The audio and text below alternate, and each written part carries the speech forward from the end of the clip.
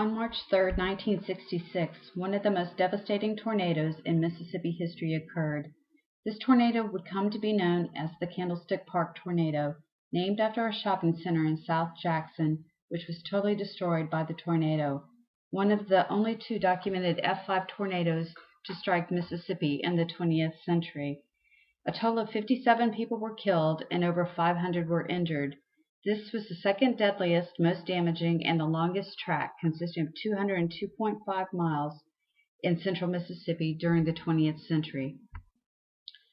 The author of this book is Lori Ann Hemingway. As a child, Lori Ann moved to the area of the Candlestick Shopping Center and watched this building being constructed along with her friends, and it became the hangout for them for after school. In her book, she tells the story of the people that she knew, providing information to the reader on the individuals from the perspective of a young teenage girl. Lori Ann moved away about a month before the tornado struck the area. She knew these victims, and it haunted her for years, and she decided that she would go back to see what the psychological impact had been on those that she knew. This book is not written on a scientific or an emergency management level. It was written to document an emotional journey of the survivors, the remembrance of the victims, and an attempt to put a box around what happened in the neighborhood she had grown up in. Ever since Lori Ann heard about this tornado hitting her old neighborhood as a teen, she had always been haunted as to what had happened to her friends and what stories they had regarding living through the tornado and its aftermath. In 2000, she would return to the Jackson area to resolve her obsession. More than 40 years later, the impact on the survivors of this disaster is still apparent. They are very emotional and become trance-like when remembering what they experienced and the injuries and destruction that they had witnessed. The stories are gruesome. It was unspoken memories previously. Through her writing, Lori Ann conveys how this event has forever changed the lives of the survivors and the neighborhood.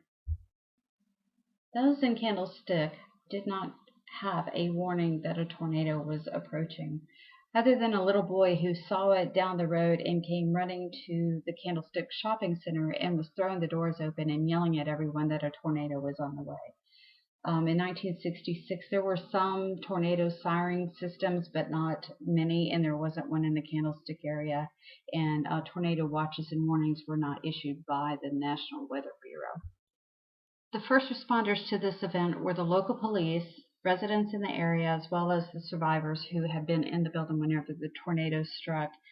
They together started digging through the debris, looking for survivors and victims of the disaster. Since 1966, there has been significant improvement in the technology and warning systems for tornadoes.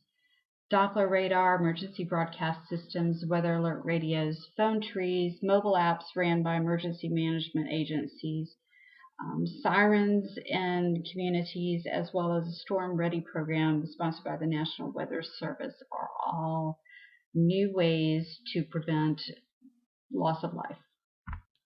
Another program that is designed to limit the loss of life as a result of a tornado is the Safe Place to Go program, which is a mitigation program ran in the state of Mississippi, which is funded through FEMA, which provides funding to homeowners to build safe rooms in their own homes. This could be underground or a inside room that is reinforced that meets the 320 standards. A recent example of the positive impact of the technology advancements in tornado warning systems and the establishment of safe rooms occurred in Mississippi on February 10th of this year. An F4 tornado, which was on the ground for 33 minutes in the Hattiesburg area, resulted in no deaths, which was considered amazing by the National Weather Service warning coordinator in the area. The advancements we have made since 1966 has saved many lives. Currently, Mississippi has just begun another tornado awareness program and media blitz as the tornado season approaches again. The survivors of this year's Hattiesburg tornado include my coworkers and friends. They are living proof that taking action in advance of a storm can save a life during a tornado. Thank you.